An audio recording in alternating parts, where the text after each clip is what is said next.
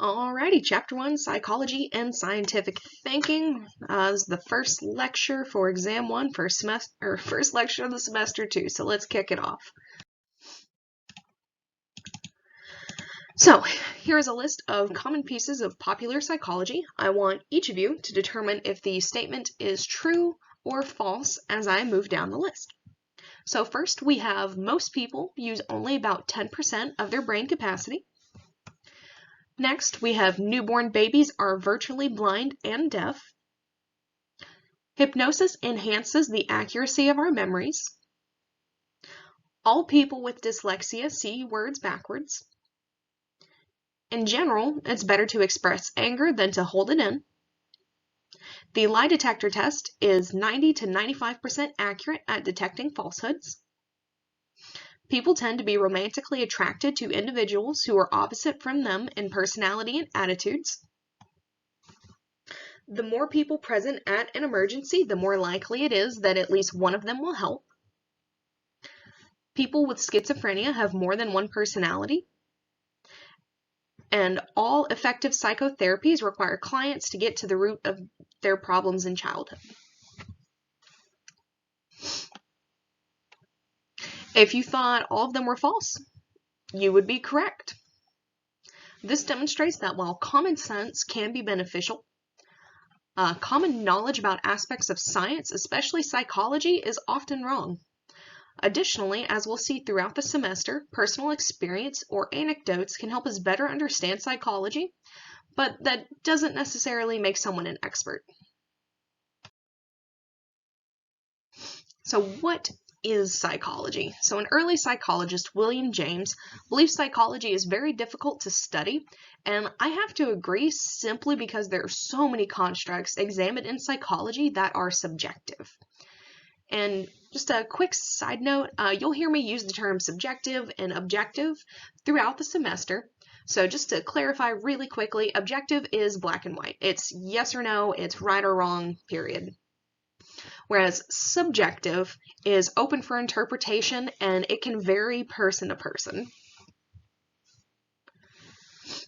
So, for example, gravity is real is an objective statement. It's either real or it's not. The statement is either true or false. Whereas psychology is cool is a subjective statement. Some people agree, yeah, it is. Some will think, no, it's not. And then there will be some people kind of in the middle like, it sort of is, it's sort of not. That is what differentiates subjective from objective. Because of this, if you're here looking for cut and dry, black and white answers, you probably won't get a whole lot of that, simply because of the nature of psychology. If you want more insight into how and why people do certain things, that's where psychology comes in. Some of your beliefs will be challenged in this course, and I hope to show you new ways of thinking throughout the course.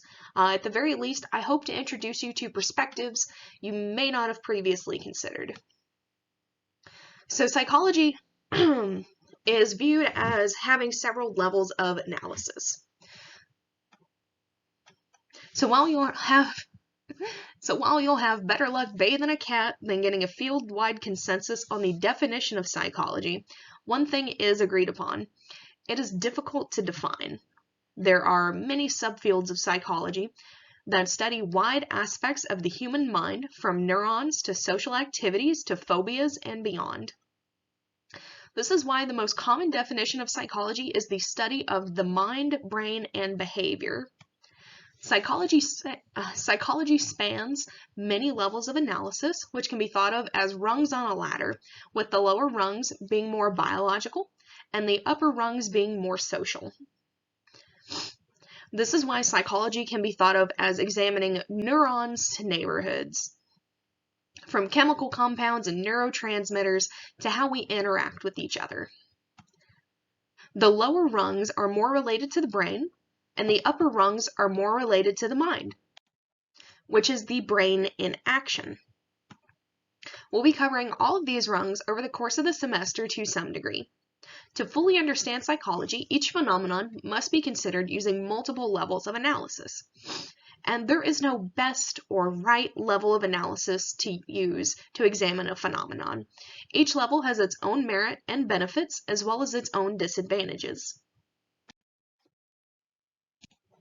So while we typically approach psychological questions scientifically, it is different from other sciences because a lot of challenges make studying it very complex. However, it's those same challenges that make psychology super interesting. There are 5 interesting challenges we'll discuss over the semester. So first, human behavior is difficult to predict because almost all of human behavior is multiply determined, which means that it's caused by many different factors. So single factor explanations of psychology are very common in popular psychology and should always be taken with a grain of salt. If you hear someone try to use a single factor explanation for something, you should always give that claim kind of the side eye, like, I don't fully trust that. Very rarely, if ever, can a psychological phenomenon be explained using a single factor. While it may be tempting to believe these explanations, they oversimplify psychology and can, and often do, misrepresent psychology. Second, psychological influences are rarely independent of each other, making it difficult to determine what causes what. For example, if you're trying to explain depression, there are numerous factors to consider. People can have biological predisposition to depression, they can develop it because of their environment as children, they can have anxiety, which has a really high comorbidity with depression, like to the point where most people who have depression also have anxiety, and most people that have anxiety also have depression.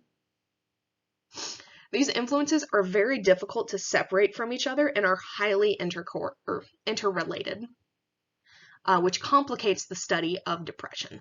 And something similar can be seen through a lot of aspects of psychology, to where it's really difficult to kind of differentiate what causes what's interrelated, what's independent. It gets messy really quickly, but that's what makes psychology really interesting, is trying to answer those questions. Third, people have individual differences in thinking, emotion, personality, and behavior. These differences tend to explain why each person responds differently to a given stimulus, because people can vary so widely. And this is another thing that complicates psychology. This makes it so it's difficult to provide a universal explanation of a given phenomenon. Fourth, on a related note, people influence each other. One person's individual differences influence another person's individual differences. This is what Albert Bandura called reciprocal determinism, and it can make pinpointing causes and effects very difficult. Fifth, people's behavior is often shaped in very powerful ways by culture. So cultural differences place limits on generalizations psychologists can draw. And this actually spawned a subfield of psychology called cultural psychology, or cross-cultural psychology, which focuses on examining possible cultural differences in already established phenomenon. So, for example, a lot of early psychological research was done predominantly on weird populations, which is Western, educated, industrialized, I can never remember R, and democratic societies. So basically, white guys in college. That's what most of early psychology research focused on. And because of that, a lot of important cultural differences have been largely pushed aside until recent decades.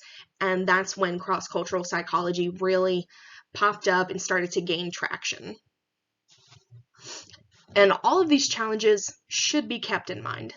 Deeper understandings and appreciation of these challenges helps us better predict behavior. So to understand our behavior and the causes of our behavior, most of us rely on our common sense. Books like Malcolm Gladwell's Blink reinforces this by implying that we should often trust our common sense. As demonstrated with the exercise at the beginning of the lecture, our trust in our common sense is often misplaced when it comes to psychology. One example is how both birds of a feather flock together, and opposites attract are very common and often used phrases, yet they directly contradict each other. Our common sense can lead us to hold two directly contradictory ideas at the same time, and most of the time, people don't notice the contradictions until someone else points it out. So part of this is naive realism, which is the belief that we see the world exactly how it is. Oftentimes, we trust our perceptions of the world and ourselves, and naive realism often serves us well. Most of the time, we should trust our perception. For example, when driving and you see other cars hitting their brakes, you should probably hit your brakes too. However, appearances can be misleading. For example, the sun seems to revolve around the Earth, and the Earth seems flat, but neither of those is true.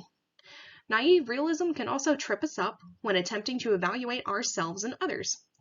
For example, people tend to believe that those who hold opposing political beliefs are being too subjective, ignoring the fact that they too are being subjective. Our naive realism tends to lead us to false conclusions when evaluating people and human nature. When our common sense is, sometimes our common sense is right. Our common sense isn't always wrong. One instance is our snap judgments, which are judgments made in 5 seconds or less about if someone is trustworthy or not. These are right more than chance. So common sense can also be a helpful guide when developing hypotheses to later test with scientific rigor. To think scientifically, we have to know when and when not to rely on our common sense. Doing so helps us become more informed consumers of popular psychology and ideally make better real-world decisions. So we might assume the term science is just a word for all the complicated stuff people learn in biology, chem, physics, and other hard sciences. However, science is not a body of knowledge, it's an approach to knowledge and research. Science consists of attitudes and skills designed to prevent us from fooling ourselves and others. Science starts with empiricism, which is the premise that knowledge should initially be acquired through observation. But this observation is only a starting point. Because of naive realism, observation is not evidence. Science refines our observations, subjecting them to stringent tests to determine if they are accurate. Studies have found that most of the general public doubts that psychology is a science, and they're wrong. Some believe this may be due to the lack of psychologists seen on the news or in other popular media outlets. Because of this, it's not surprising that 52% of people surveyed believe that psychology attempts to understand the way people behave by talking to them and asking them why they do what they do, which is an issue, but we'll get more in depth in that in later chapters. However, most psychologists who conduct research rely on scientific methods. Another reason the general public may not view psychology as a science is how integral many psychological phenomena are in everyday life, like sleep, dreams, memory, learning, etc. Because these seem so familiar, people may believe that they fully understand them. Additionally, a lot of people view psychology as more self-evident than biology, chem, and the like, and this may be why those are considered hard sciences and psychology isn't considered a hard science. So what is a scientific theory? Theory is one of the most widely misused scientific words. I'm sure we've all heard at least one person say, "Oh, it's just a theory," at some point in time. Because of this, there's a lot of potential for misunderstanding to lead to a general, misunderstanding of this to lead to a general misunderstanding of how science, misunderstanding of science or how science works. A scientific theory is an explanation for a large number of findings in the natural world, including the psychological world. Scientific theory offers an account that ties multiple observations together in one pretty package. However, good theories should do more than account for existing data. They should be able to make testable predictions about new data that hasn't been collected yet. For a theory to be scientific, it needs to lead to novel, testable predictions called hypotheses. Essentially, theories are general explanations, whereas hypotheses are specific, testable predictions. For example, the theory of gravity explains why all objects on Earth don't just float away into the air. But a hypothesis based on the theory of gravity would be, if I knocked over a vase, it will fall. Based on observations, theories can be accepted, rejected, or revised. And there are two common misconceptions about theories. The first is that a theory only explains one specific event, and this is widely perpetuated by the media. For example, they'll report theories as to why a crime occurred. However, that's not a theory. That's not even a hypothesis. That is a post hoc explanation, which is an explanation of something after it has already happened. The second misconception is that a theory is just an educated guess, and this is why a lot of people often dismiss theories as just theories. In fact, all general explanations about how the world works are theories. Some are extremely well supported, like the theory of gravity, the Big Bang Theory, the theory of evolution. These aren't just guesses about how the world works. While they may not be able to be proven or disproven, most experts in these respective fields accept these theories as good explanations of their relative phenomena. And they have been supported by countless studies by numerous research over the course of decades, if not longer. However, some theories are only moderately supported and some have been entirely discredited, and we'll be covering a couple theories of varying credibility throughout the course of the semester. Some of them I will weigh in on, just kind of express my thoughts. However, I do encourage everyone to independently assess their credibility. This is an idea I really want to emphasize in this class. I will present you information, and I want you to independently assess the information and develop your own views on it. It is a common belief that scientists are objective and free of bias, but that's not entirely true. The best scientists try their best to be objective, but there are implicit or unconscious biases that almost everyone possesses, including scientists. They are humans, and they are prone to human error. In fact, the best scientists know they possess these implicit biases. However, they are still prone to self-deception just like the rest of us. And because of this, there are several traps they can fall into unless they're careful.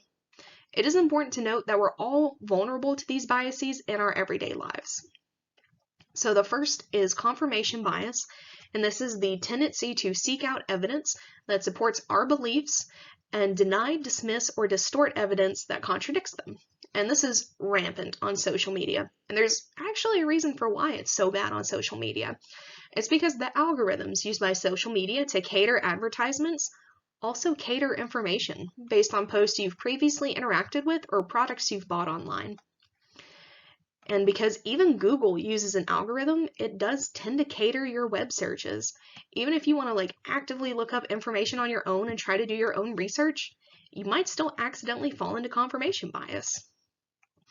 And I don't have enough time to get super into this, so I highly encourage everyone to go watch the documentary called The Social Dilemma on Netflix. And this explores confirmation bias through the use of algorithms in depth. And this is why when seeking scientific information, it's better to use school search engines or databases because it's far less likely to lead you down the path to confirmation bias. And I will be posting a video demonstrating how to navigate UTSA's library website and some of its functions, just in case any of you find something you're super interested in the course and you want to explore more in depth. So because of confirmation bias, our preconceptions can lead us to focus on evidence that bolsters our beliefs, resulting in tunnel vision. One of the simplest demonstrations of this is the Wasson selection task. So I have a picture of it here on the slide. So in this task, you have to select two cards that you would need to flip over to determine if a card has a vowel on one side, it has an odd number on the other, is true. So most people select the E card and the 3 card. And if you think the E card should be picked, then you're correct. However, picking 3 can only confirm the hypothesis, not disconfirm it. So by picking 3, people demonstrate confirmation bias. Just because there's a vowel on the back of the 3 card, that doesn't mean there isn't one on the back of the 2 card. And confirmation bias is important because of how prevalent it can be in our everyday lives in domains like friendship, romance, politics, etc. Research shows that confirmation bias affects how we evaluate candidates for political office, including those on both sides of the political aisle. If we agree with their policies, we are quick to ignore or disregard the policies we disagree with. Confirmation bias is also why even the scientists with the best intentions can be led astray. So Lowell was an astronomer who fell prey to this, who fell prey to what has become a very popular optical illusion when he thought he saw dozens of canals on Mars, indicating that there was intelligent life on Mars. What actually happened is the first person to observe them was Italian and called them canali, which translated into English as canals. And because of the connotation of canals, people believed they must have been made by some intelligent being. It wasn't until the 1960s when an unmanned mission to Mars disconfirmed this idea. Confirmation bias is viewed as the mother of all biases because it can so easily fool everyone into seeing what we expect to see and often what we want to see. There are safeguards scientists can put into place to help protect against this, one of which is blinding in research, in which participants, the experimenter, or both don't know who is in the experimental group or who is in the control group. The second major one is belief perseverance. So this is the tendency to stick to our initial beliefs even when evidence contradicts them. So you might hear things like, "Don't confuse me with facts," because people naturally want to believe they're right and don't like hearing they're wrong. And we're reluctant to admit our beliefs are wrong and why we cling to them. For example, even though ample evidence has been produced that show vaccines don't cause autism spectrum disorder, some people still adamantly believe they do. In fact, 1 in 3 parents believe that vaccines cause autism. And I actually personally know a couple people in my life that believe vaccines cause autism. One study found that telling participants that they were mostly right or wrong and then telling them the feedback was bogus influenced how the participants evaluated their performance on the next task.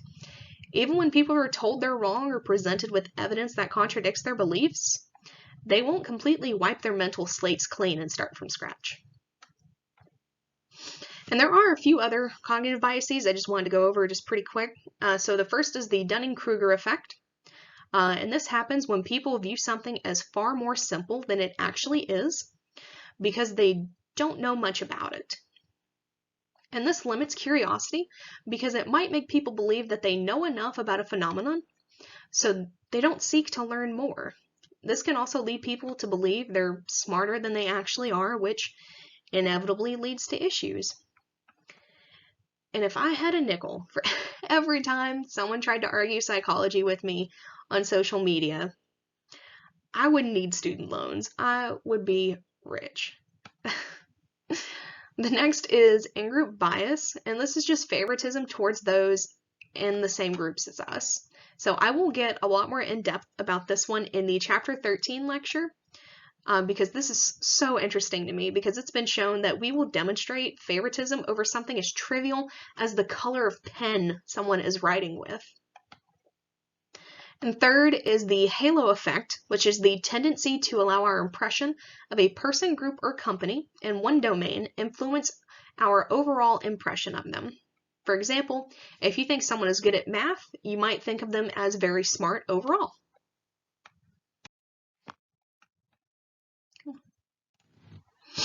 So, next we have metaphysical claims. So, metaphysical claims are assertions about the world that are not testable.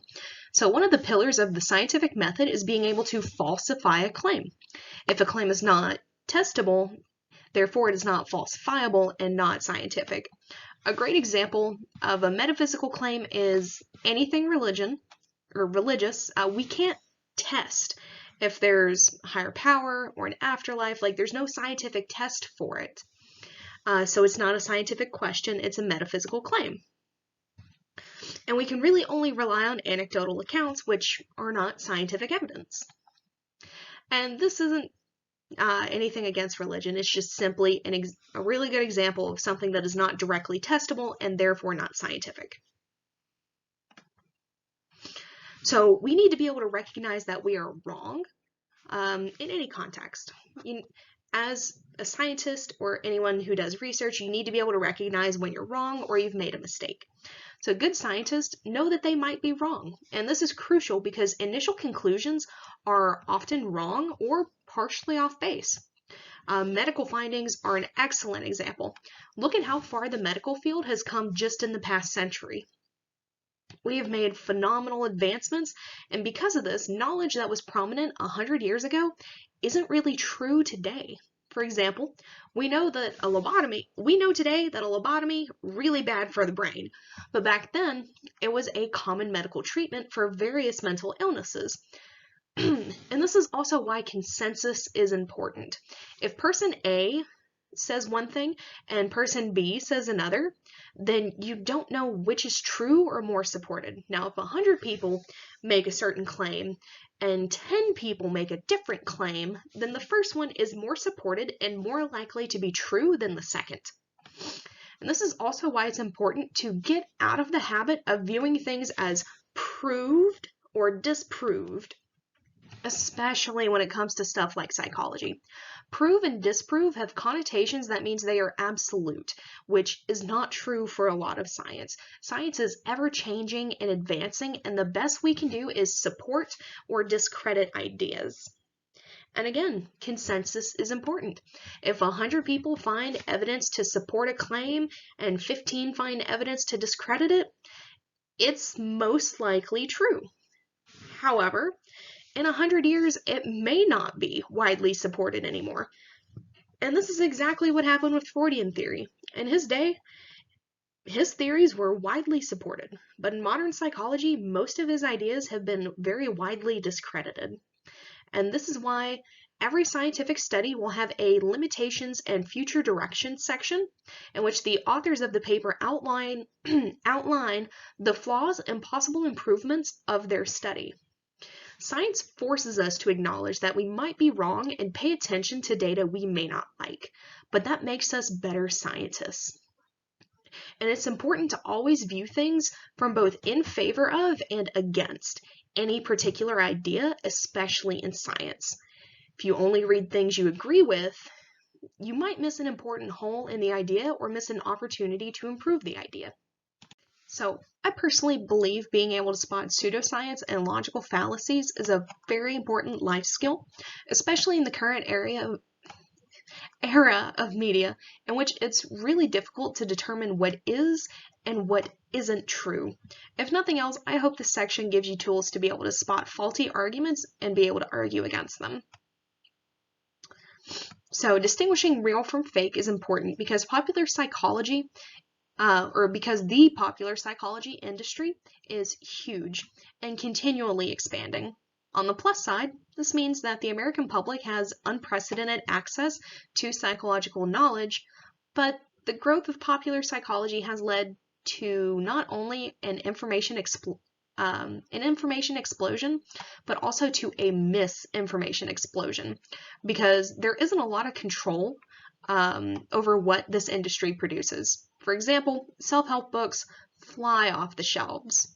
While some of these are effective in treating depression and anxiety disorders, about 95% of self-help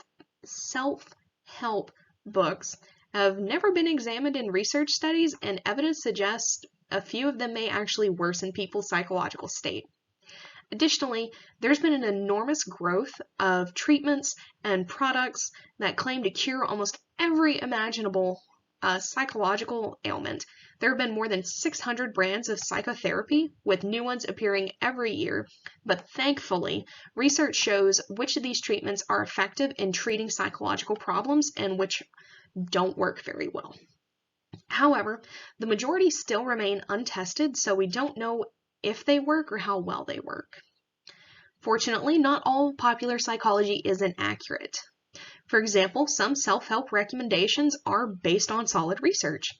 Additionally, we can usually find pretty reliable information in the New York Times, the Scientific American, and Discover magazines. Websites for organizations like the American Psychological Association, the Association for Psychological Science, the Canadian Psychological Association, and the National Institute of Mental Health are good starting points for accurate information regarding human behavior. There are some psychological websites that contain misleading or wrong information, so you need to have accurate knowledge to be able to spot them. So what exactly is pseudoscience? Well, pseudoscience is claims that seem scientific but aren't. More specifically, pseudoscience lacks the safeguards against confirmation bias and belief perseverance that characterize science. We have to be careful to distinguish pseudoscientific claims from metaphysical claims, though. So, in principle, we can at least subject pseudoscientific claims to scientific test. So, pseudoscientific and other questionable beliefs are widespread. A 2009 survey showed that 25% of people believe in astrology, 26% believe that trees and other objects possess magical energies, 18% believe they've encountered ghosts, and 15% have consulted psychics. And this demonstrates open-mindedness, which is important for science. What is concerning, though, is that a lot of people appear convinced of these phenomena, even though there is little to no scientific evidence to support them. What's really concerning is that many poorly supported beliefs are more widespread than those that are well supported by scientific evidence. This is why the general public oftentimes has difficulties distinguishing good or real science from pseudoscience. So I am going to be going over some of the warning signs of pseudoscience and a couple examples. So the first is the overuse of ad hoc immunizing hypotheses. An example of this would be the psychic who claimed to predict the future failed all controlled tests in the lab, but that's because the experimenters inhibited his extrasensory powers. So the danger of this is because they're providing an explanation after the fact of why they were unable to do something they previously claimed they could because of minor influences like their surroundings. Next is exaggerated claims. 3 simple steps will change your life forever. So these should always kind of raise an eyebrow, like, real science talks in testable ideas with realistic steps. If something sounds too good to be true, it probably is.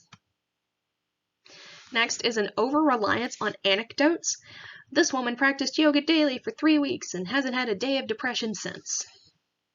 So anecdotes aren't inherently bad when it comes to science. An anecdote might spark a scientific investigation that supports the anecdotes. However, if all a claim has to support it is anecdotal evidence, it's probably not a good claim. And then fourth, we have absence of connectivity to other research. So these amazing innovations in research have shown that eye massage results in reading speeds 10 times faster than average. So if there's no ability to be able to connect it with previous research or previous studies like other studies have shown, and then they're able to provide a reference to a scientific article, it's probably not a good claim.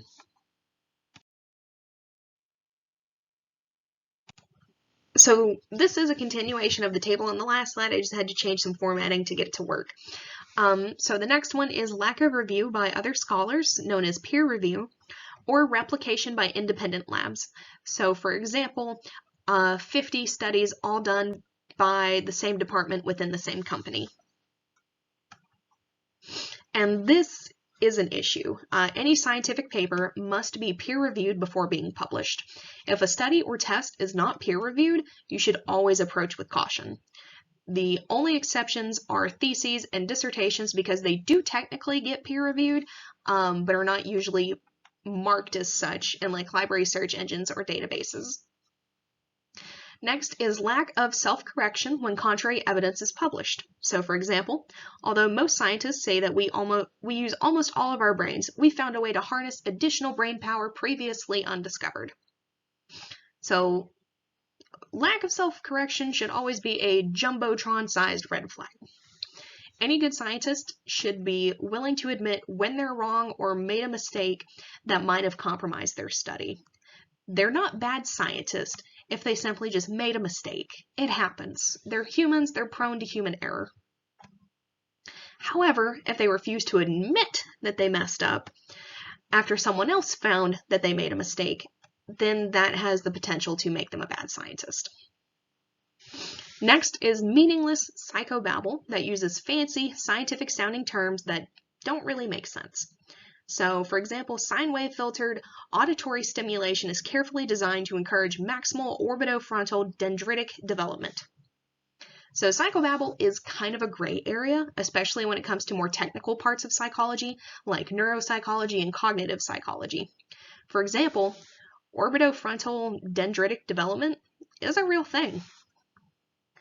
If you ever come across a weird, really complex term, you can usually Google it and get a description or a definition. However, some strings of phrases, like sine wave filtered auditory stimulation, that's not a thing, even though it sounds very sciencey. And last is talk of proof instead of evidence. So for example, our new program is proven to reduce social anxiety by at least 50%. As I mentioned earlier, there is no proof in science. There is either support or discredit, especially in areas like psychology and sociology, where things are never really black and white. And there are a lot of reasons we're drawn to pseudoscience. The main reason is that our brains need order. When there is no order, they create order. And this tendency is generally adaptive because it helps us simplify the often bewildering world we live in. Without it, we would be constantly overwhelmed by just endless streams of information that we don't have the time or capacity to process. However, this tendency can sometimes lead us astray because it can cause us to perceive meaningful patterns when they aren't there. And this is called patternicity. However, patternicity is generalizing meaningful information to meaningless ones. So one example, like if you're looking at clouds, we're projecting meaningful images like animals onto meaningless stimuli like clouds. Another reason pseudoscience is motivational. We believe in large part because we want to believe.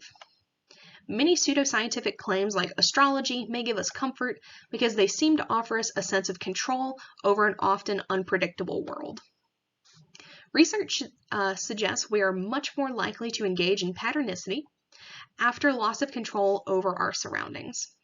So terror management theory proposes that our awareness of our death leaves us with an underlying sense of terror with which we cope by adopting reassuring cultural worldviews. And this can help explain beliefs in ESP, astrology, and palm reading. In fact, some research finds that belief in the afterlife stems from the knowledge that we will all eventually die, because it can be comforting to think that there will be more on the other side.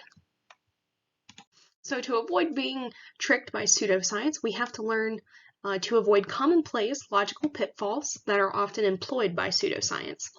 So logical fallacies are traps in thinking that can lead to mistaken conclusions. It's easy for these to happen because they're so common in our society, especially in media. So first we have the emotional reasoning fallacy, which is the error of using our emotions as guides for evaluating the validity of a claim. So for example, the idea that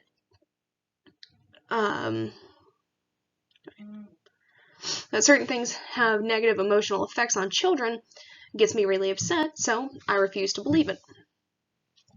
Next, we have the bandwagon fallacy, which is the error of assuming that a claim is correct just because a lot of people believe it. A lot of people I know believe in astrology, so there's got to be something to it. Next is the either-or fallacy, which is the error of framing a question as though we can only answer it in one of two extreme ways. So for example, I just read my psychology textbook, and that some people with schizophrenia were treated extremely well by their parents when they were growing up. This means that schizophrenia can't be the result of environmental factors and therefore must be completely genetic. Next, we have the not me fallacy, which is the error of believing we're immune from errors in thinking that affect other people. So, for example, a professor keeps talking about how the scientific method is important for overcoming biases, but these biases don't apply to me. So this is probably one of the most common logical fallacies because it's easy to view yourself as objective, but even the evaluation that you are objective is a subjective judgment. Next, we have the appeal to authority fallacy, which is the error of accepting a claim merely because an authority figure endorses it. So, for example, a professor says that psychotherapy is worthless, so it must be worthless.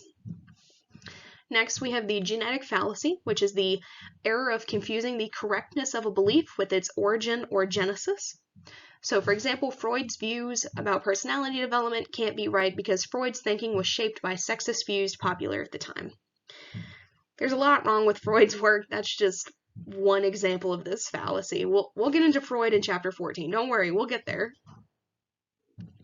Next, we have the argument from antiquity fallacy, which is the error of assuming that a belief must be valid because it's been around for a long time. So, for example, there must be something to the Rorschach ink blot test because psychologists have used it for decades. So this is dangerous because research is only as good as the society in which it's conducted. So, for example, a lot of early psychological research focused primarily on college-age, white, straight men. And this is an issue because there are so many other demographics that needed to be examined. More recent research has done better about accounting for these demographics, but it does still largely ignore non-Western groups like those in Asia and Africa. Additionally, research is only as good as the societal norms of the time in which it was conducted. So, for example, a big reason research on LGBTQ+ people has been scarce until recent years is because people were afraid for a long time to come out, which limited the available subject pool. Next, we have the argument from adverse consequences fallacy, which is the error of confusing the validity of an idea with its potential real-world consequences. So, for example, IQ can't be influenced by genetic factors because if that was true, it would give the government an excuse to prevent low IQ individuals from reproducing. So the government actually kind of did that for a little bit. Eugenics, that's all I'm really going to say is eugenics, and it was horrible.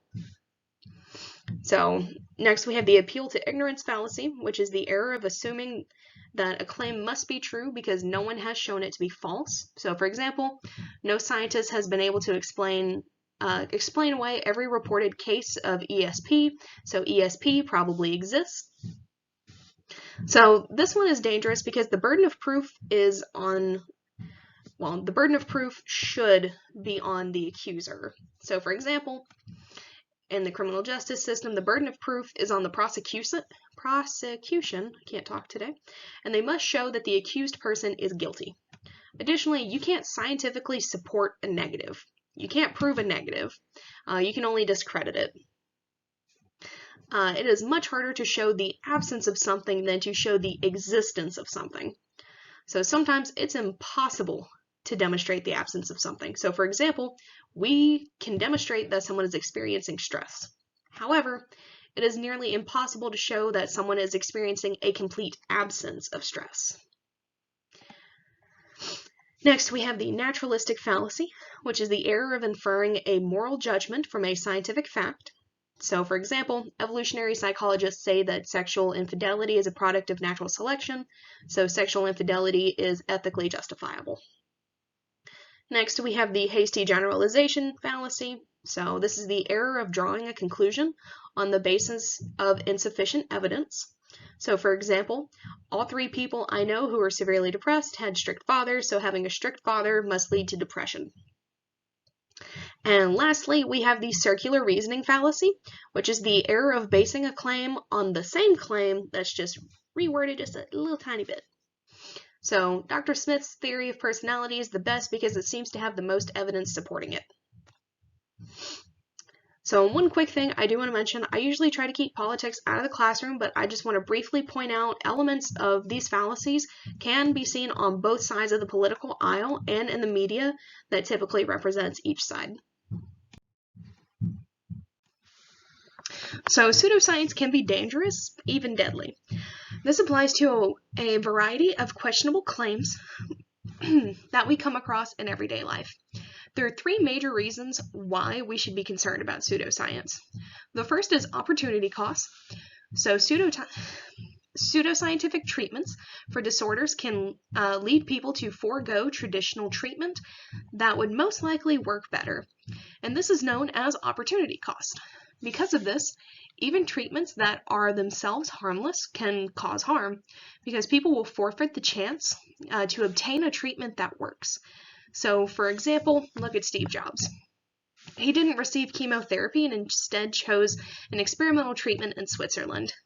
This isn't to discredit that treatment he did receive. This is to simply demonstrate his opportunity cost of not receiving chemo.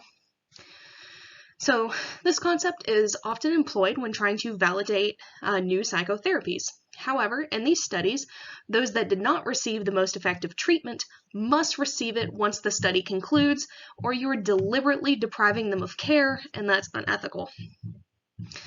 The second is direct harm.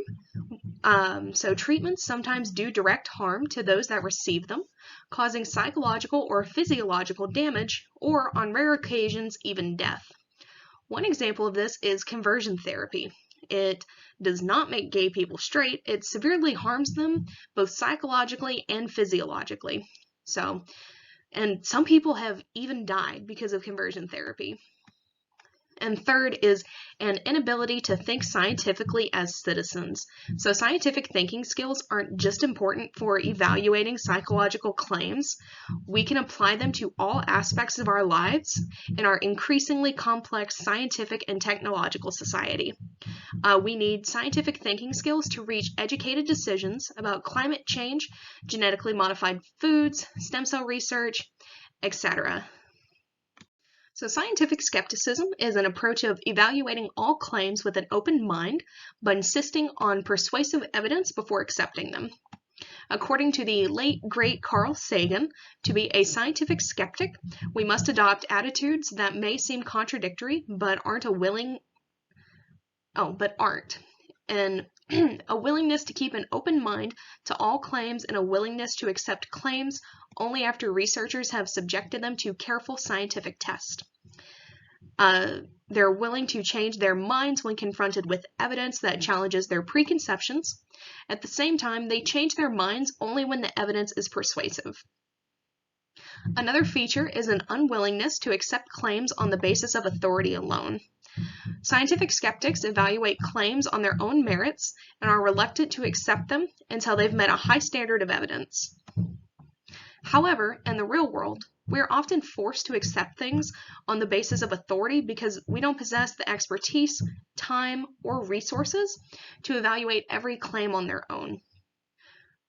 For example, my lectures. You guys are going to take my word at face value because you probably don't have time to independently research every single claim I make during a lecture. So the hallmark of scientific skepticism is critical thinking, which is the set of skills for evaluating all claims in an open-minded and careful fashion. Scientific thinking is a set of skills for overcoming our biases, especially confirmation bias, which, as we've learned, can blind us to evidence we'd prefer to ignore. We should bear this framework of principles in mind when evaluating all psychological claims, including claims in the media, self-help books, on the internet, etc.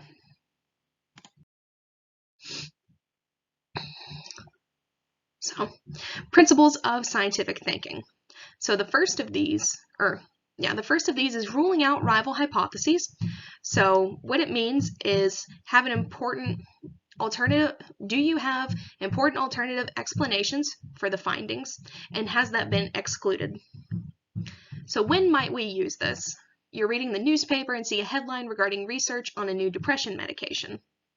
And how do we use this? So the results of the study could be due to the fact that people who received the medication were expected to improve.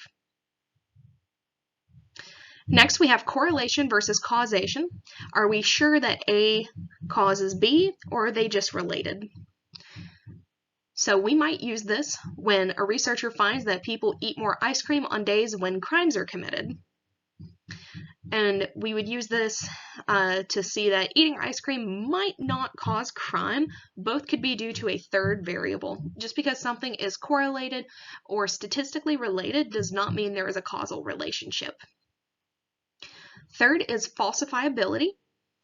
Backtracking to correlation versus causation. So when we conclude that correlation equals causation, that is using the correlation-causation fallacy. So again, just because two things are related or they seem to happen around the same time does not mean they are causal. Ice cream sales don't cause murder rates don't cause ice cream sales, but both of them are caused by the temperature outside, specifically heat. Next, we have falsifiability. So, can a claim be disproved or discredited?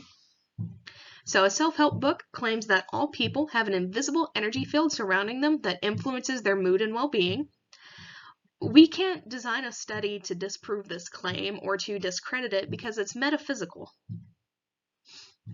Additionally, if you find something that doesn't quite fit a theory, but then there's like a loophole in the theory, then that theory is also not very falsifiable.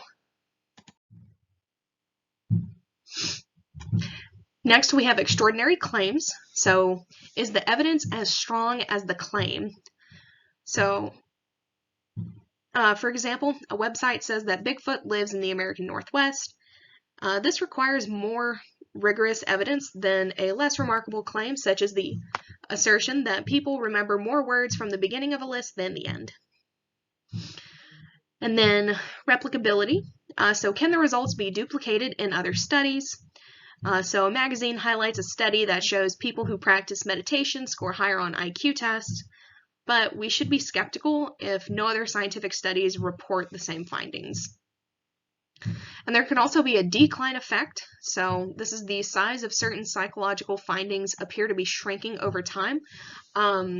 This is also regarding the quote-unquote replicability crisis, in which some findings are becoming harder and harder to replicate in psychological research. And then we have Occam's razor. So does a simpler explanation fit the data just as well? So there's a quote from Scrubs that I love to use when discussing Occam's razor. When you hear hoofbeats, think horses, not zebras. So one example would be your friend with poor vision claims they spotted a UFO while attending a Frisbee tournament. Is it more likely that your friend's report is due to a simpler explanation, like maybe seeing a Frisbee, instead of seeing a UFO? So, how did psychology emerge as a distinct scientific discipline?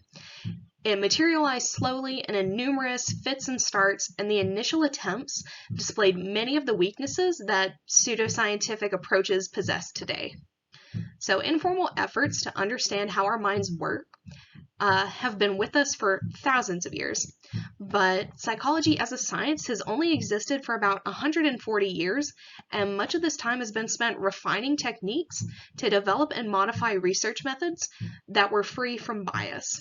So psychology has historically struggled with some of the same hurdles we face today, so it's important to understand how it has evolved as a scientific discipline. For a long time, it was hard to differentiate between psychology and philosophy.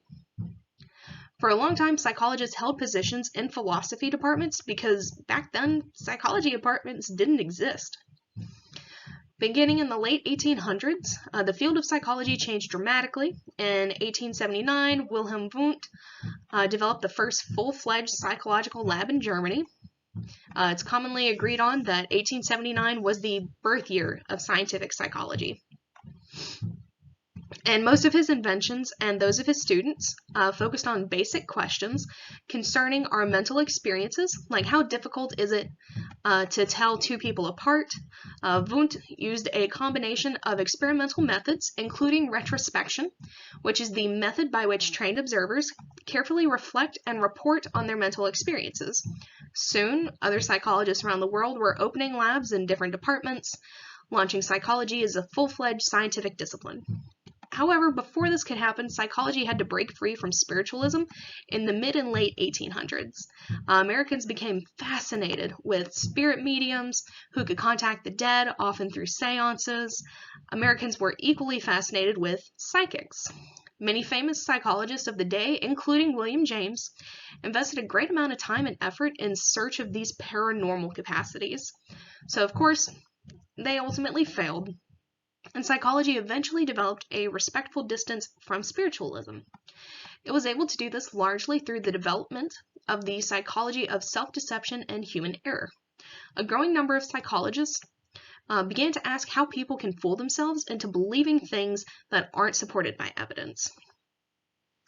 So, over the next couple slides, I did pull from the chapter to recreate this timeline for you guys, but I wanted to go through it in the lecture as well. So, in 1649, René Descartes writes about the mind-body problem. And this is as old as psychology. Descartes believed the mind controlled the body and that they were two distinct entities. And this was a widely debated area of psychology for a long time. Immanuel Kant and Thomas Aquinas also weighed in, and I pulled this next bit from Wikipedia. Oh, sorry, that's on the next piece. My apologies. So late 1700s, Franz Anton Mesmer discovers principles of hypnosis. So this is the part I pulled from Wikipedia. So Franz Mesmer, who lived from 1734 to 1815, believed that there was a magnetic force or fluid called animal magnetism within the universe that influences the health of the human body. He experimented with magnets to affect this field in order to produce healing. By around 1774, he had concluded that the same effect can be created by passing the hands in front of the subject's body, later referred to as mesmeric passes, and this is where we get the term mesmerized from. It was based on this guy. So, in the early 1800s, due to efforts of Francis Joseph Gall and Joseph Spurzheim, phrenology becomes immensely popular in Europe and the United States.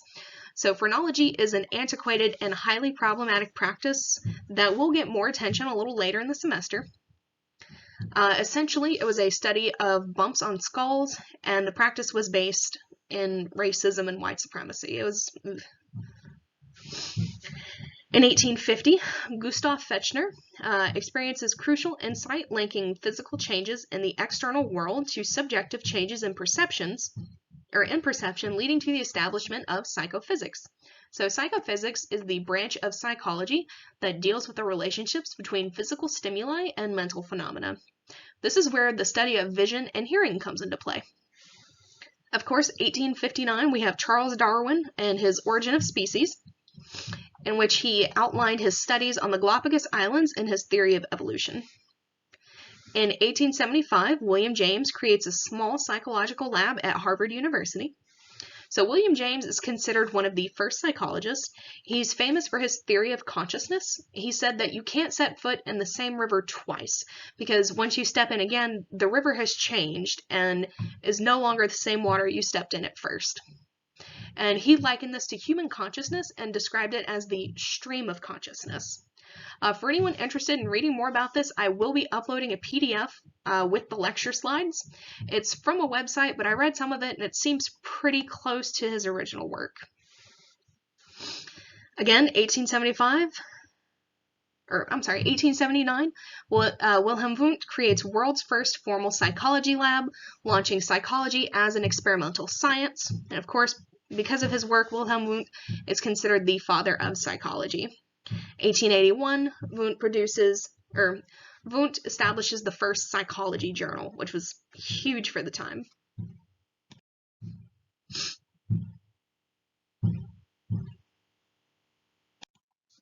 In 1883, J. Stanley Hall, one of Wundt's students, opens the first major psychology lab in the United States at Johns Hopkins University. In 1888, James McKeen Cattell becomes the first professor of psychology in the United States. In 1889, Sir Francis Galton introduces the concept of correlation, allowing psychologists to quantify associations between variables. In 1890, William James writes Principles of Psychology. So I did find this one, but it's a book, and it's a long book. Like, I couldn't even fully download the whole PDF. I don't think Blackboard would let me upload it for you guys. But you can find it. It's out there. 1892, the American Psychological Association was founded. 1896, Littmer Whitmer, or I'm rolling with it because it rhymes, creates the first psychological clinic at the University of Pennsylvania, launching the field of clinical psychology. In 1900, Sigmund Freud writes The Interpretation of Dreams, a landmark book in the history of psychoanalysis. So, as I did mention earlier, we will be getting more in depth with Freud in Chapter 14. So 1904, Mary Calkins is the first woman elected president of the APA. In 1905, Alfred Binet and Henry Simon developed the first intelligence test, and their work led to multiple other IQ tests, even into the modern day. In 1907, Omar Funkst demonstrates that the amazing counting horse Clever Hans responds to cues from observers and demonstrating the power of expectancies. 1910, Ivan Pavlov discovers classical conditioning. 1911, E.L. Thorndike discovers instrumental or operant conditioning. In 1913, John B. Watson writes Psychology as Behavior, launching the field of behaviorism. And the works of Pavlov, Thorndike, and Skinner were extremely important to learning and the literature surrounding it, and will be discussed in depth in Chapter 6. 1920, Jean Piaget writes The Child's Conception of the World. Piaget greatly contributed to the field of developmental psychology and will be discussed in more depth in Chapter 10. In the 1920s, Gordon Allport helps to initiate the field of personality psychology, which will be covered a little bit in Chapter 14. And then 1935, Kurt Koffka writes Principles of Gestalt Psychology. 1938, B.F. Skinner writes The Behavior of Organisms. 1949, a conference held at University of Colorado at Boulder to outline principles of scientific clinical psychology, founding the Boulder model of clinical training. 1952, antipsychotic drug Thorazine tested in France, launching the modern era of psychopharmacology. So, schizophrenia and other mental disorders will be covered in Chapter 15. 1953, Francis Crick and James Watson discovered the structure of DNA, launching the genetic revolution. 1953, rapid eye movement, or REM sleep, is discovered. So REM and sleep in general are covered in Chapter 5. 1954, Paul Meehl writes Clinical versus Statistical Prediction, the first major book to describe strengths and weaknesses of clinical judgment. 1958, Joseph Walp writes Psychotherapy by Reciprocal Inhibition, helping to launch the field of behavioral therapy. 1963, Stanley Milgram publishes his obedience experiments. So Milgram's study and several other infamous studies are covered in terms of ethics in Chapter 2, and in terms of the actual studies in Chapter 13. In 1967, Ulrich Neisser? I don't know, I don't speak German, writes Cognitive Psychology, helps launch field of cognitive psychology. Shocker. So cognitive psych and brain imaging are covered in Chapter 8. 1974, the positron emission tomography, or the PET scanning, was introduced, launching the field of brain imaging, or of functional brain imaging. 1974, Elizabeth Loftus and Robert Palmer published papers showing that memory is more reconstructive than previously believed, essentially meaning that your memory doesn't just pull up a perfect image of what happened, it reconstructs the image of what happened. In 1976, founding of Committee for the Scientific Investigation of Claims of the Paranormal, the first major organization to apply scientific skepticism to paranormal claims. 1977, the first use of statistical technique known as meta-analysis, which allows researchers to systematically combine results of multiple studies. 1980, the Diagnostic and Statistical Manual 3rd edition, or DSM-3, was published, and this helped standardize the diagnosis of mental disorders. 1980s was the recovered memory craze that swept across America, and pits academic researchers against many clinicians. So for those unaware, the recovered memory craze was when clinicians helped patients uncover or recover repressed memories because of the prominent focus on Freud's idea of repression, which resulted in a lot of false child abuse allegations. 1988, many scientifically oriented psychologists break off from the APA to found the American Psychological Society, or APS. 1990, Thomas Bouchard and colleagues published major results of the Minnesota study of twins reared apart, demonstrating substantial genetic basis for intelligence, personality, and other individual differences. In 1995, the Task Force of Division 12, which was the Society of Clinical Psychology of the American Psychological Association, publishes a list of and criteria for empirically supported psychotherapies. In 2000, the human genome was sequenced. So this is super cool. Okay, so the Human Genome Project is really cool. I really like it. It's super fascinating. They uncovered 20,500 genes in the human genome. I will include the link in the slides I post on Blackboard, so you guys can go check out their website for anyone interested. The tools created through the HGP also continue to inform efforts to characterize the entire genomes of several other organisms used extensively in biological research like mice, fruit flies, and flatworms. In 2002, Daniel Kahneman becomes the first PhD psychologist to win a Nobel Prize, honored for his pioneering work in biases and heuristics, and some of his work is covered in Chapter 8. In 2004, APS members vote to change the name to Association for Psychological Science. In 2009, new graduate accreditation system proposed to place psychotherapy training on a more firm scientific footing. In 2012, the Reproducibility Project launched to find out how many psychological findings can really be replicated. And in 2013, the DSM 5th edition was published, which is still the most recent edition of the DSM. So there are 5 great theoretical frameworks in psychology. The first is structuralism, whose leading figure was E.B. Titchener. The scientific goal was using introspection to identify basic elements or structures of experience. Its lasting influence was the emphasis on the importance of systematic observation to the study of conscious experience. There are 2 major problems. So one is even highly trained introspectionists often disagreed on their subjective reports, suggesting that they weren't arriving at a truly objective set of basic elements of consciousness. The second is Oswald Kolp showed that participants asked to solve certain mental problems engaged in imageless thought, which is thinking unaccompanied by conscious experience. So for example, if you ask someone what's 2 plus 2, they'll quickly say 4, but they won't be able to tell you what came to mind when doing that calculation. Imageless thought dealt a serious blow to structuralism because it demonstrated that some important aspects of human psychology lie outside conscious awareness.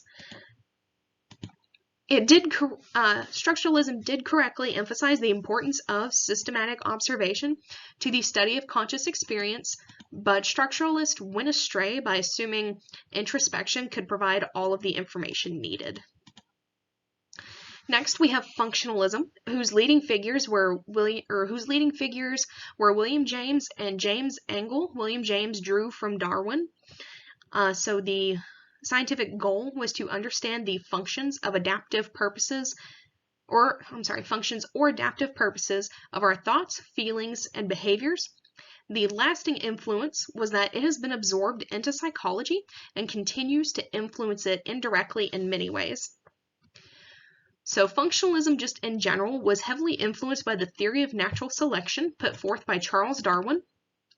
His theory of natural selection posited that organisms that possess adaptations survive and reproduce at a higher rate than do other organisms. His observations were based largely on the Galapagos Islands, home to 27 species not found anywhere else in the world, according to Wikipedia. I had to Google that. Another place that demonstrates this is Madagascar. So from 1999 to 2010, scientists discovered 615 new species in Madagascar, including 41 mammals and 61 reptiles. I know that's not really related to class, but I thought it was really cool, so I wanted to include it. So like structuralism, functionalism does not exist in its original form today. It was gradually absorbed into mainstream scientific psychology and continues to influence it indirectly in a couple ways, or in several ways. So in fact, many psychologists today are studying if evolution plays a role in the development of personality traits like empathy and aggression. Next, we have behaviorism, whose leading figures we've already talked about a little bit. Ivan Pavlov, John B. Watson, Edward Thorndike, and B.F. Skinner. So the main scientific goal was to uncover the general principles of learning that explain all behaviors. So the focus is largely on observable behavior. And its lasting influence is that it's influential in models of human and animal learning, and among the first to focus on the need for objective research. So they argued all behaviors are the product of learning. For traditional behaviorists, the human mind was a black box, and that we know what went on and what comes out, but we don't really need to worry about what happened inside. By identifying laws of learning that help explain human and animal behavior, behaviorists help to place psychology on a firmer scientific footing. Next, we have cognitivism, whose leading figures were Jean Piaget, Ulrich Neisser, and George Miller. So the scientific goal was to explain the role of mental processes on behavior, or in behavior. And the lasting influence was that this is influential in many areas such as language, problem solving, concept formation, intelligence, memory, and psychotherapy. So cognitivism arose because of how behaviorists ignored cognition and individual thought and how thought might influence behavior. So they argued that cognition and thought influenced our behavior in very important ways. They also believe that psychology based on rewards and punishments will never be adequate enough because our interpretation of rewards and punishments is a crucial determinant of our behavior. Because of cognitivism, cognitive neuroscience has come to prominence in recent years, and it examines the relation between brain functioning and thinking. And lastly, we have psychoanalysis, whose leading figures were Sigmund Freud, Carl Jung, and Alfred Adler. So the main scientific goal was to uncover the role of the unconscious psychological processes and early life experiences in behavior. And the lasting influence is an understanding that much of our mental processing goes on outside of conscious awareness. So the influence of the psychoanalyst have a controversial history and a highly debated contribution to the field.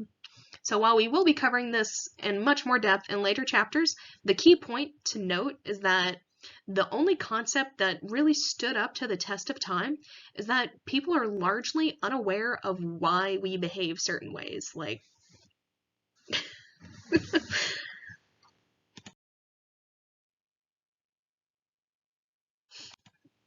so psychology isn't really one discipline, it's multiple disciplines in a trench coat.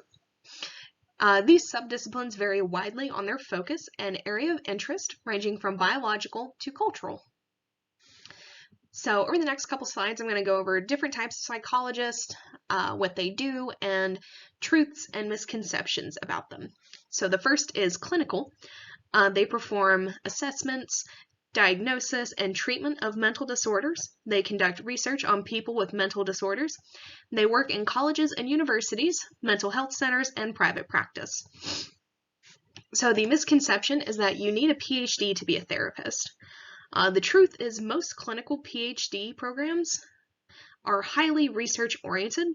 Other options for therapists are a PsyD, which focuses on training therapists rather than researchers, and an MSW, or Masters in Social Work, which also focus on training therapists. Next, we have counseling. So these psychologists work with people who are experiencing temporary or relatively self-contained life problems, like marital conflict, sexual difficulties, occupational stressors, or career uncertainty. They also work in counseling centers, hospitals, and private practice. So the misconception is counseling psychology is pretty much the same as clinical psychology, which is not true. The truth is, whereas clinical psychologists work with people clinical psychologists work with people with serious mental disorders like severe depression. Next, we have school psychologists. They work with teachers, parents, and children to remedy students' behavioral, emotional, and learning difficulties. The misconception is school psychology is another term for educational psychology, but the truth is educational psychology is a substantially different discipline that focuses on helping instructors identify better methods for teaching and evaluating learning.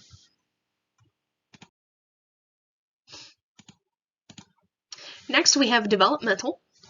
So they study how and why people change over time. They conduct research on infants, children's, and sometimes adults and elderly people's emotional, physiological, and cognitive processes and how these change with age.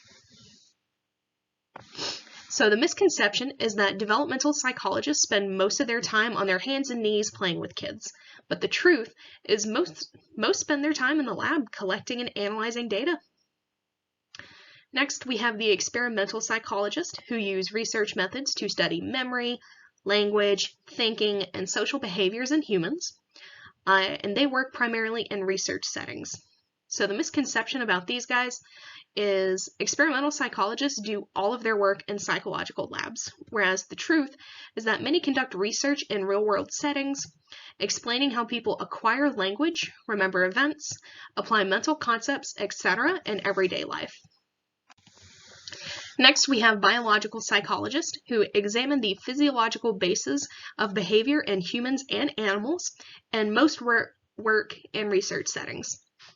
So the misconception about them is all biological psychologists use invasive methods in their research, but the truth is, although many biological psychologists create brain lesions in animals to examine their effects on behavior, others use brain imaging methods that don't require investigators to damage organisms' nervous systems. Right. Next, we have forensic psychologists who work in jails, prisons, and other settings to assess and diagnose inmates and assist with their rehab and treatment.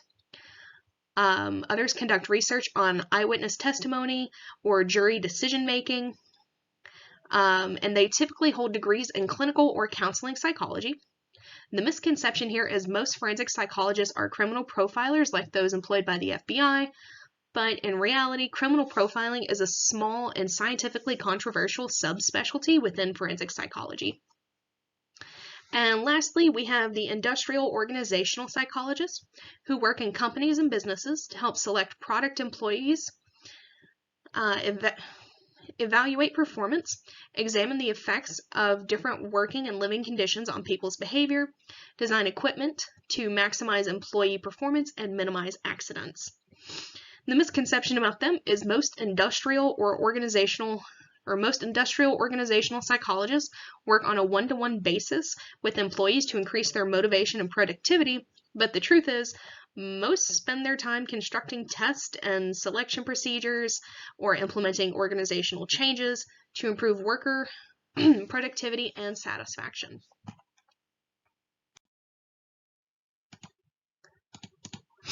All right, so the great debates of psychology, there are a couple. The first and probably the most commonly heard of is nature versus nurture. This is an age-old question. Are our behaviors attributable mostly to our genes or to the environment in which we grew up? And this debate has been especially controversial in the realms of intelligence, personality, and psychopathology. Many early thinkers like John Locke believed that the human mind was like a paper that hadn't been written on. He called it tabula rasa, which means blank slate. Locke and his followers believed we entered the world with no preconceptions and no genetic predispositions. However, research done by behavior geneticists showed that most important psychological traits like intelligence, interests, personality, and many mental illnesses are influenced substantially by genetics. Nowadays, most psychologists agree that both nature and nurture influence our behavior in most humans. In fact, some have declared this debate to be over. One domain of psychology that shed a lot of light on this is the field of evolutionary psychology, which is a discipline that applies Darwin's theory of natural selection to human and animal behavior. It began with the functionalist idea that many human psychological systems, like memory, serve adaptive functions. They help organisms survive and reproduce. Additionally, biologists refer to fitness as the extent to which a trait increases the chances that an organism possesses a trait will survive and reproduce at a higher level than will its competition. Fitness has nothing to do with strength or power, by the way. By surviving and reproducing at higher rates than other organisms, more fit organisms pass on their genes more successfully to later generations. However, evolutionary psychology has had its fair share of criticism. Many of its predictions are extremely difficult to falsify. This is partially because behavior doesn't leave fossils. As a consequence, it's way more challenging to determine the evolutionary role of depression than the functions of bird wings. Evolutionary psychology has the potential to be an important unifying framework for psychology, but we should beware of evolutionary psychology explanations that can fit almost any piece of evidence after the fact. The other debate is the free will versus determinism debate, and this debate poses the question of to what extent are our behaviors freely selected rather than caused by factors outside of our control. Most of us like to believe that we are free to do as we please. In fact, most of our legal system is based on the idea of free will. People choose to commit crimes, and we as a society punish them for their poor choices. No, one exception is the insanity defense, in which the legal system assumes that severe mental illness can interfere with people's free will. The exact extent of this varies state to state. Most of the time, it is based on, was this person aware that what they were doing was wrong? The most common cases this defense is used in are those in which the defendant has suffered a psychotic episode or was in a state of psychosis. It is important to note here that a lot of people try to use this defense without success because of the notion of, were they aware that they were doing something wrong? However, some people believe that free will is an illusion and that all of our behaviors are predetermined. One of them was Skinner, who argued that our sense of free will stems from the fact that we aren't consciously aware of the thousands of subtle environmental influences impacting our behavior at any given moment. For Skinner and others like him, our behaviors are completely determined by external influences. Some psychologists even argue that our behaviors are generated automatically and without conscious awareness. We may even come to believe that something or someone else is producing the behaviors we're doing. So as you'll see as we move through the course and through the chapters, psychology and scientific thinking have many applications in our everyday lives. Psychologists often distinguish between basic and applied research. Basic research examines how the mind works, and applied research examines how we can use basic research to solve real-world problems. Applications of psychological research include surveys showing that few people are aware of the substantial impact of psychology on their everyday lives. So, in fact, psychology has found its way into more aspects of society than most of us realize. Here are a couple examples. In some cities, they're changing the color of fire hydrants because psychology found that lime yellow is easier to notice than red is. A psychologist was responsible for adding a third brake light to the back windshield of cars. Literally any commercial or advertisement employs psychology. All of them. They all do it. The landmark case of Brown v. the Board of Education came about partially because of psychological research that demonstrated black children preferred white dolls to black dolls, demonstrating the negative psychological impact of segregated schools on children. So, thinking scientifically. There is one crucial take-home point, and it's that learning to think scientifically should help you make better decisions, not only in this course and other psychology courses, but in daily life as well. Every day, the news and the media bombard people with bad science or badly interpreted science, and hopefully this lecture and reading the chapter will give you some of the skills needed to spot those bad claims.